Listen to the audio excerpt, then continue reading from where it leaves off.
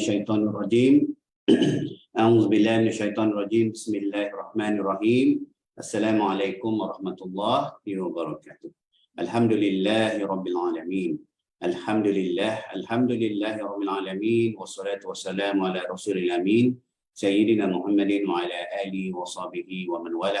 Allahumma shalli ala Muhammad wa ala ali Muhammad kama shallaita ala Ibrahim wa ala ali Ibrahim wa barik ala Muhammad wa ala ali Muhammad kama barakta ala Ibrahim wa ala ali Ibrahim fil alamin innaka Hamidul Majid. Allahumma inna nas'aluka ilman nafi'a wa rizqan thayyiban wa amalan mutaqabbala wa dinan qayyima wa yaqinan shadiqa wa imanan kamila. Amin amin amin ya rabbal alamin. Alhamdulillah. Alhamdulillah bertemu lagi kita pagi ni. Insya-Allah menyambung lagi bacaan bersama ringkasan tafsir daripada Al-Quran Amazing ni. Bermula hari ini insya-Allah ayat 6 sampai 15. Masih lagi pada awal surah Al-Hajj.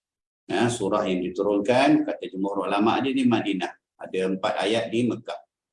Sebahagian majoriti ayat ini di Madinah, manakala hanya 4 ayat di Mekah. Perbincangan berkenaan dengan di mana turunnya dan asbab-asbab penurunan dan sebagainya ini dibincangkan oleh ulama-ulama yang yang khusus kepada bidang Al-Quran, pengkajian Al-Quran. Kita ni memadailah kita tahu sikit-sikit ya.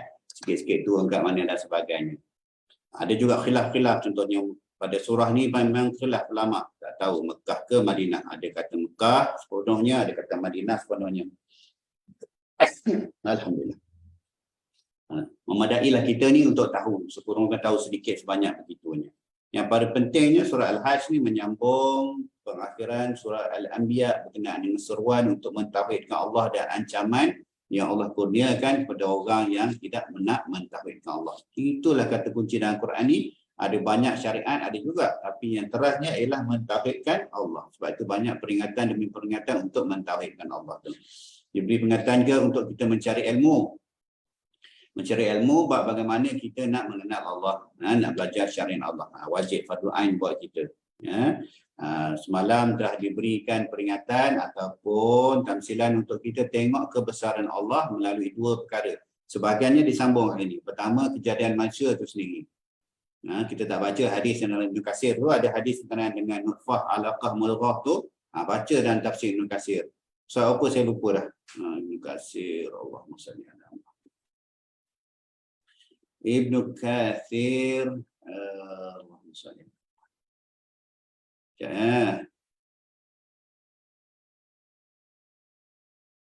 Ibn Katsir muka surat ini jilid 501. 501.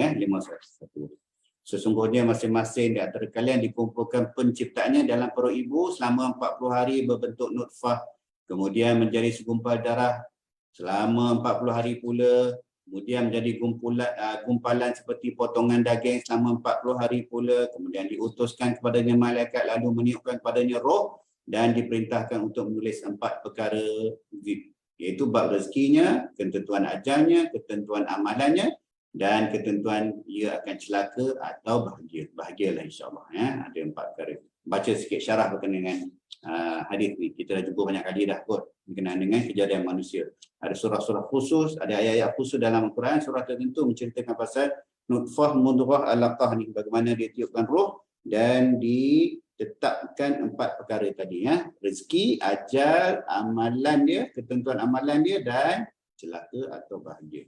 Ini disambung lagi dengan penerbit pilih title memandang bukti kekuasaan Tuhan pada tanah. Itu sebenarnya sambungan daripada ayat 5 semalam. Ayat 5 ujung yang perenggan akhir tu, ayat akhir tu. Dan kamu lihat bumi ini kering.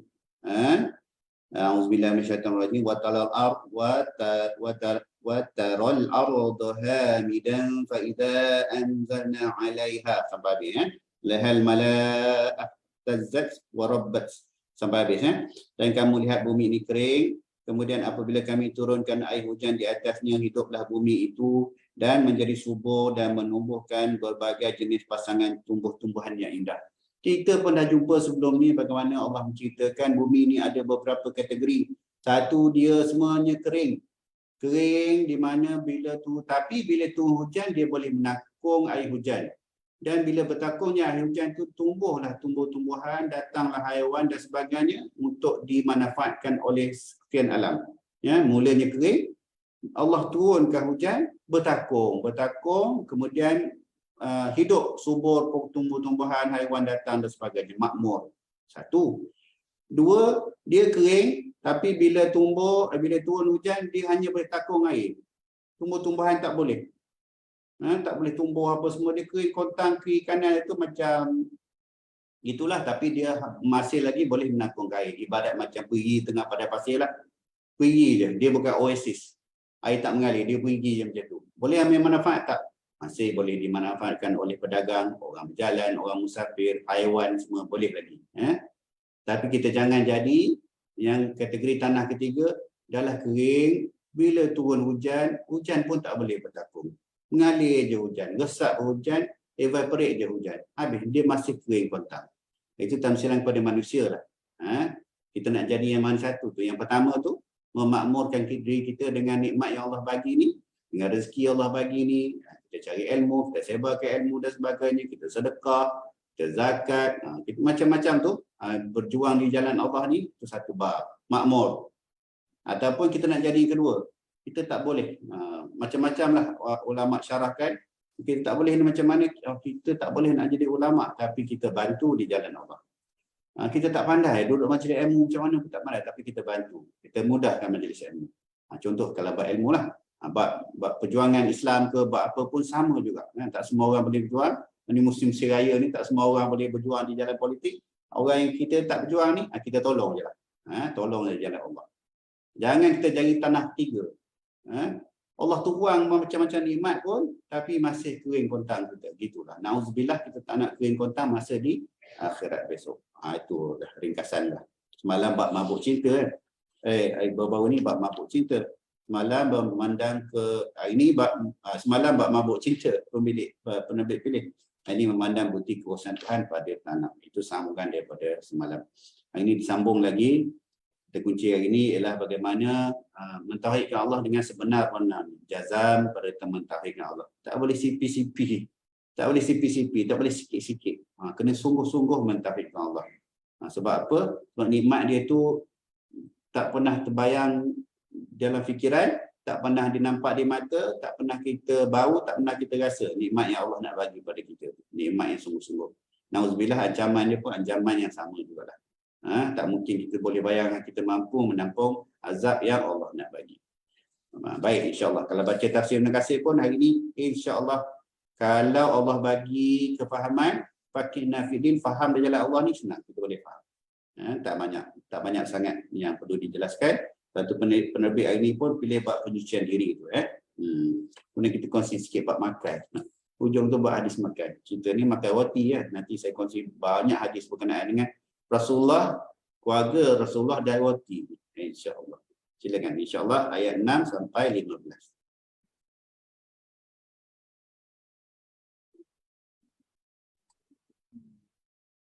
أعوذ بالله من الشيطان الرجيم ذلك بأن الله هو الحق وأنه يحيي الموتى وأنه ذلك بأن الله هو الحق وأنه يحيي الموتى وأنه على كل شيء قدير وأن الساعة آتية لا ريب فيها وأن الله يبعث من في القبور ومن الناس من يجادل في الله بغير علم ومن الناس من يجادل في الله بغير علم ولا هدى ولا كتاب منير ثاني عطفه ليضل عن سبيل الله له في الدنيا خزي ونذيقه يوم القيامة عذاب الحريق ذلك بما قدمت يداك وأن الله ليس بظلام للعبيد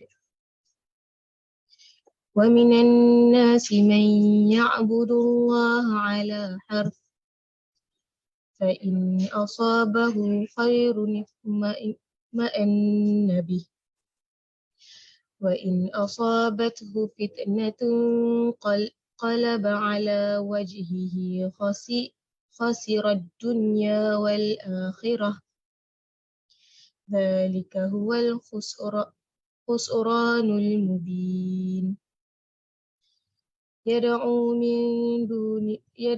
من دون الله ما لا يضره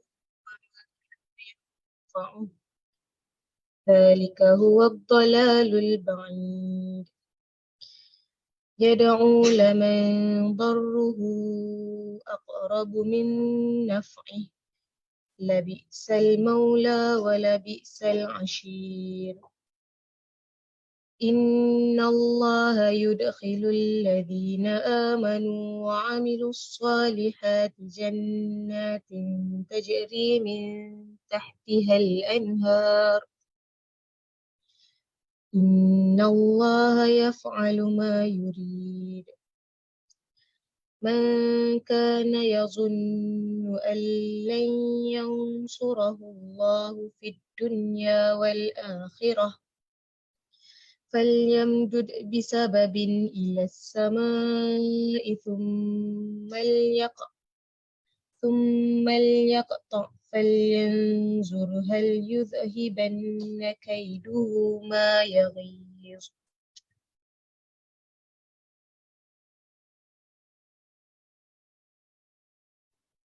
Terjemahan.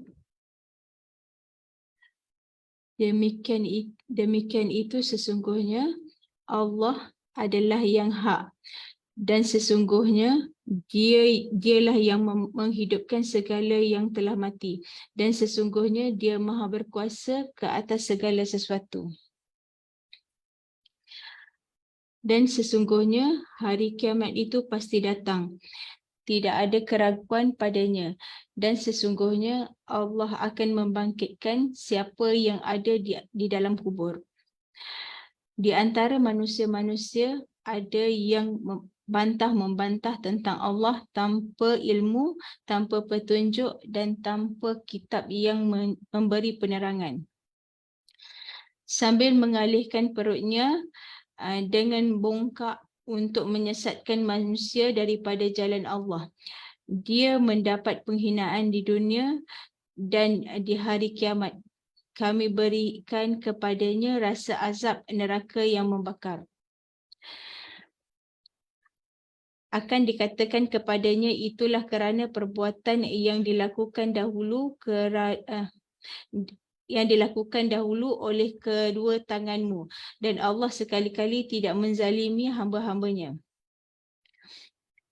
Dan di antara manusia ada yang menyembah Allah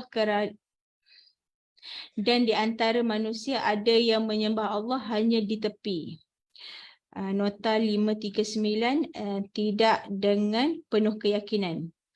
Maka jika dia memperoleh kebaikan dia merasa puas dan jika dia ditimpa suatu ujian dia berbalik ke belakang. Nota 540 kembali kepada kekafiran. Dia rugi di dunia dan di akhirat. Itulah kerugian yang nyata. Dia menyeru selain daripada Allah sesuatu yang tidak dapat mendatangkan bencana dan tidak pula memberi kemanfaat kepadanya.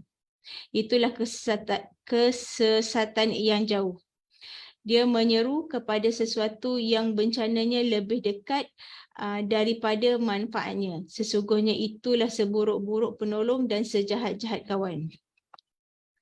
Sesungguhnya Allah akan memasukkan orang-orang yang beriman dan melakukan kebaikan ke dalam syurga-syurga yang mengalir di bawahnya sungai-sungai. Sesungguhnya Allah membuat apa yang Dia kehendaki. Barang siapa barang siapa menyangka bahawa Allah tidak akan menolongnya, iaitu Muhammad, di dunia dan di akhirat, maka hendaklah dia merentangkan tali ke langit-langit, lalu menggantungkan dirinya, kemudian fikirkanlah adakah tipu dayanya itu dapat melenyapkan apa yang menyakitkan hatinya. Nota 541. Kata samak di sini diartikan dengan langit-langit, iaitu loteng rumah. Jika samak diartikan dengan langit, maka terjemahan menjadi jika musuh Muhammad SAW marah kerana dia mendapat pertolongan dari langit, biarlah mereka membentangkan tali ke langit dan lihatlah dapatkah mereka memutuskan pertolongan itu dengan cara tersebut. Dengan kata lain, bodoh sekali mereka jika mengira mereka dapat memutuskan pertolongan Allah dengan cara yang picik itu.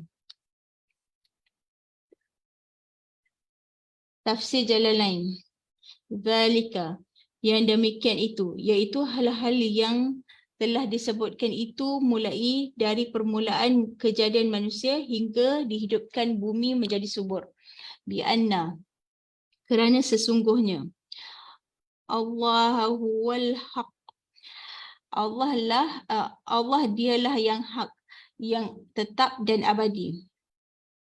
Wa innahu yuhyil mauta wa annahu ala kulli syai'in qadir. Dan sesungguhnya dialah yang menghidupkan segala yang mati, dan sesungguhnya Allah Maha Kuasa ke atas segala sesuatu. Wa anna sa'ata atiyatun la raiba fiha. Dan sesungguhnya hari kiamat itu pastilah datang, tidak diragukan lagi. Wa anna Allaha yab'atsu man fil kubur. Dan bahawasanya Allah membangkitkan semua orang di dalam kubur.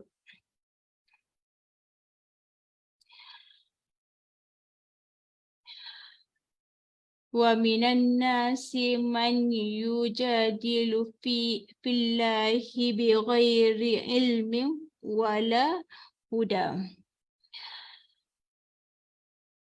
Dan di antara manusia ada orang-orang yang membantah tentang Allah tanpa ilmu pengetahuan dan tanpa petunjuk yang menjadi pegangannya. Penyucian diri. Apabila kita perhatikan bagaimana bumi diciptakan, kita melihat sebagai ayat Tuhan yang luar biasa. Allah Subhanahu Wa Taala menciptakan dengan terhampar, menundukkan ciptaannya itu bagi hamba-hambanya dan memberi rezeki, makanan dan kehidupan mereka di sana. Dia membuat jalan-jalan agar manusia dapat berpindah randah demi kebaikan mereka. Bumi dikukuhkan dengan gunung ganang dan gunung ganang itu dijadikan sebagai pasak yang menjaga agar bumi tidak menggoncangkan makhluk di atasnya. Dia meluaskan sisi-sisinya menjadikan sebagai tempat berkumpul untuk menampung mereka yang masih hidup di atasnya dan menampung mereka yang telah mati di perutnya. Hamparannya adalah tempat tinggal bagi yang hidup, sedangkan perutnya adalah tempat tinggal bagi yang telah mati. Seringkali Allah menyebutkan bumi di dalam kitabnya dan menyeru para hamba agar merenungkan ciptaannya. Sebagaimana Allah Subhanahu Wa Taala berfirman dalam surah Az-Zariyat ayat 48, Ghafir ayat 64, Al-Baqarah ayat 22, Al-Ghasiyah ayat 17 hingga 20, Al-Jasiyah ayat 3 dan masih banyak ayat-ayat yang lainnya. lihatlah bumi yang mati, kaku dan tenang itu. Apabila Allah telah menurunkan air, maka ia bergerak, bergetar dan tumbuh meninggi dan menghijau. Dia menumbuhkan tanaman yang berpasang-pasangan dengan berbagai-bagai ragam ukuran, bentuk, warna dan manfaat, serta buah-buahan, ubat-ubatan dan padang rumput bagi haiwan dan juga burung. Kemudian perhatikanlah bagaimana bahagian-bahagian bumi yang berdampingan itu disirami air yang sama. Lalu tumbuhlah pasangan tanaman yang berbeza-beza dengan bermacam-macam warna, bentuk, bau, rasa dan manfaat sebagaimana Allah berfirman dalam surah Al-Ra'd ayat 4. Tidak lain itu adalah ciptaan Allah yang maha kuasa atas segala sesuatu. Tiada Tuhan selain Dia. Kalaulah ini bukan satu daripada ayat-ayatnya yang besar, tentu Dia tidak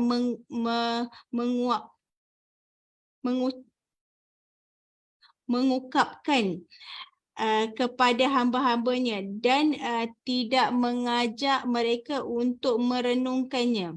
Allah Subhanahu Wa Taala berfirman, dan kamu lihat bumi ini kering, kemudian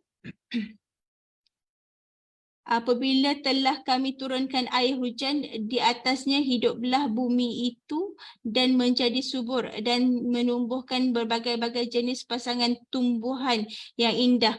Yang demikian itu kerana sungguh Allah Dialah yang hak dan sungguh Dialah yang menghidupkan segala yang telah mati, dan sungguh Dia maha kuasa ke atas segala sesuatu. Dan sungguh hari kiamat itu pasti datang, tidak ada keraguan padanya, dan sungguh Allah akan membangkitkan siapa pun yang di dalam kubur. Surah Al-Hajj ayat 5 hingga 7. Dalam ayat ini kita melihat bahawa Tuhan menjadikan renungan tentang ayat bumi ini dan ayat-ayat sebelumnya penciptaan janin sebagai dalil yang menghantarkan kepada pengetahuan tentang kelima natijah hasil kesimpulan ini, iaitu pengetahuan bahawa satu, Allah lah Tuhan yang hak. Dua, Dialah yang menghidupkan yang mati. Tiga, Dia maha kuasa ke atas segala sesuatu. Empat, hari kiamat pasti datang. Lima, Allah membangkitkan semua yang dikubur. Riyadhus Salihin. Daripada Abu Hurairah radhiyallahu anhu, Rasulullah sallallahu alaihi wasallam bersabda, pada hari kiamat manusia mengeluarkan keringat hingga keringat mereka di bumi setinggi 70 hasta dan menenggelamkan mereka hingga telinga. Hadis riwayat Al-Bukhari Muslim. Hadis berkenaan menerangkan tentang dahsyatnya peristiwa yang berlaku pada hari kiamat dan sebagai peringatan daripada pelbagai perbuatan buruk. Hadis kesihatan. Daripada Anas radhiyallahu anhu, sesungguhnya dirinya pernah bersama Nabi SAW di petang hari memakan hidangan roti yang dibuat daripada gandum dan lemak cair yang sudah basi. Sungguh Nabi telah menggadaikan baju besi baginda kepada seorang Yahudi untuk mendapatkan makanan di Madinah. Lalu dengan itu baginda mendapatkan gandum untuk keluarganya. Dan sungguh aku mendengar baginda bersabda, tidak ada satu malam pun yang berlalu pada keluarga Muhammad di mana sar gandum yang halus atau sar roti yang berbaki. Padahal baginda memiliki 9 isteri.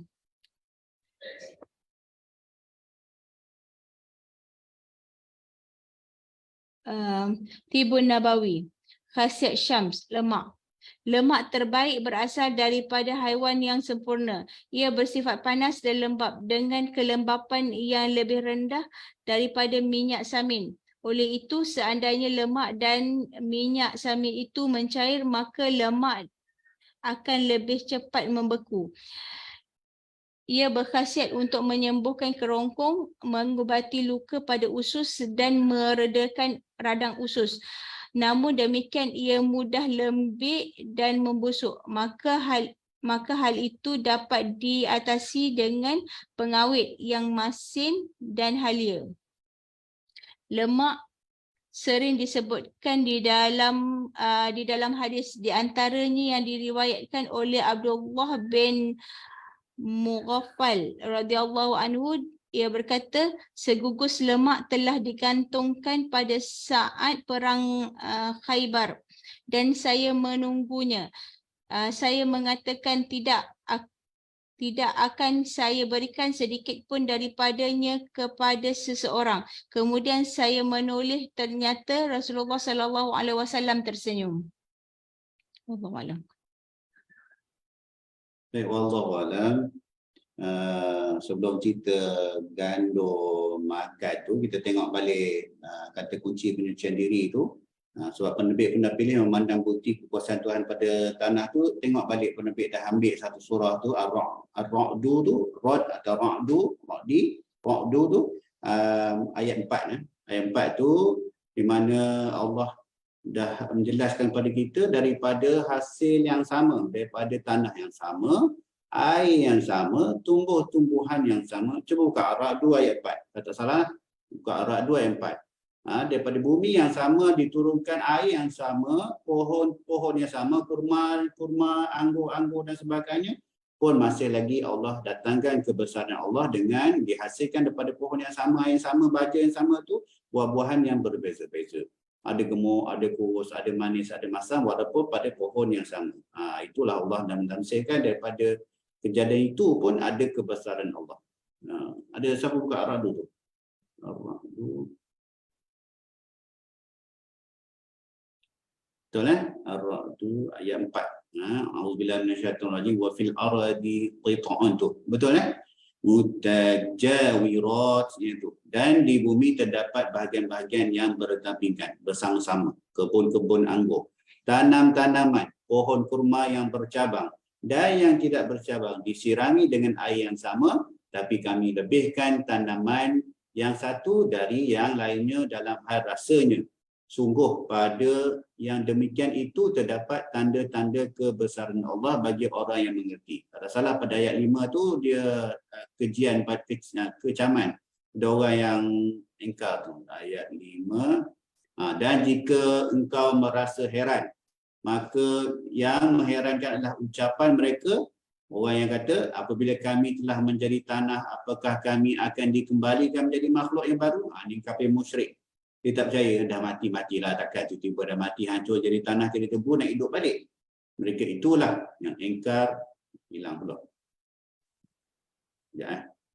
Mereka itulah yang ingkar pada Tuhannya, dan mereka itulah yang dilekatkan, dibelenggu lehernya, masa hari kiamat esok. Mereka itu adalah penghuni neraka, mereka kekal di dalamnya, na'udzubillah. Itulah summary ambil surah Ar-Ra'du ayat 4 tu lah, ya. Kebesaran Allah pada kejadian. Walaupun pada bumi yang sama, turunnya air hujan yang sama, tumbuh-tumbuhan yang sama, tapi hasilnya berbeza-beza. Wallahu alam, sikit dia lah kena ambil bahagian hadis-hadis, banyak hadis-hadis berkenaan dengan Rasulullah, keluarga Rasulullah dan bab makan. Nak ambil segmen apa ni, penjelasan ibrah dan sudut apa pun boleh, macam-macam. Kesihatan pun boleh. Dari segi tawaduknya Rasulullah dan keluarga makan, tak ada berlebihan dan sebagainya, kita memang boleh tengok di mana dalam hadis tu tidak ada satu malam pun yang berlalu pada keluarga Muhammad SAW di mana syak ataupun syak itu sa ataupun syak itu ukuran. Itu ukurannya, satu syak gandum yang halus ataupun satu syak roti yang berbaki, padahal baginda memiliki 9 isteri. Syak tu ukuran kalau belajar bab fiqh, rasanya Ustaz Yus pernah jelaskan kat kelas kita kan. Ulang kaji balik syak ni gandum dan mazhab Syafi'i dan 2 kilo lebih lah macam tu. Aku cuba Google sikit ukuran syak ada. Dia setiap mazhab ni ukuran dia berbeza-beza. Ada ukuran daripada ukuran yang dia ambil kepada kilo-kilo ni daripada bekas. Bekas pot Iraq lain, pot Mesir lain, macam tu. Macam kita orang Melayu dulu bekas air satu pot susu tu lah. Ukurannya satu pot susu. Sekarang ni main gram-gram dah kan. Jadi seolah-olahnya satu pot susu tu, kalau beli beras, satu pot susu, berapa gram. Macam tu lah. Gantang dari pot lah. Pot ada gantang kan. Macam tu lah. Syak ni ukuran. Tapi nak menekankan, memang daripada banyak hadis-hadis, saya sempat tengok beberapa hadis pagi ni, banyaklah hadis yang ada riwayat Tirmizi, hadis riwayat Ibnu Majah, hadis riwayat Allahumma salli ala Muhammad. Imam Bukhari sendiri berkenaan dengan roti ni, satunya bila selalu kita dengar Rasulullah SAW tak pernah makan roti ataupun yang dibuat daripada gandum yang halus. Itu ada dua pentamsilan. Satu, memang Rasulullah SAW ni dia, satu memang pada zaman tu tak ada lagi ada sebuah hadis, sahabat nama Sahal bin Sa'ad, dia pernah tanya, adakah Rasulullah SAW pernah makan roti gandum yang halus dan putih? Saya jawab tak pernah. Sebab pada masa tu tak ada lagi alat yang baik untuk menghaluskan roti tu. Jadi orang Arab pada masa tu dia hancur-hancur je lah gandum tu, kasar-kasar, di situ dia gaul-gaul, dah boleh buat roti. Ataupun buat, sebelum kita jumpa bubur gandum kan, bubur gandum gitu juga, bukan daripada tepung macam kita sekarang ni. Tepung kita kan halus, ya? Jadi macam bedak itu tak debu, tak, masa tu masih lagi kasar-kasar. Itu satulah. Tapi yang penting tengok bagaimana dalam keluarga Rasulullah SAW memang tak ada sifat berlebih-lebihan dalam makan. Ya, berlebihan dalam makan. Kalau saya boleh ambil satu daripada banyak hadis ni, Allahumma salli ala Muhammad, ni sebuah hadis riwayat Imam Tirmizi, Imam Muslim dan daripada Ibnu Majah. Aisyah radhiyallahu anhu berkata, keluarga Rasulullah, maksud dia seluruh keluarga dia, seluruh keluarga dia, 9 isteri tu. Keluarga Rasulullah tidak pernah memakan roti gandum sehingga kenyang selama 2 hari berturut-turut sehingga baginda wafat. Itu satu.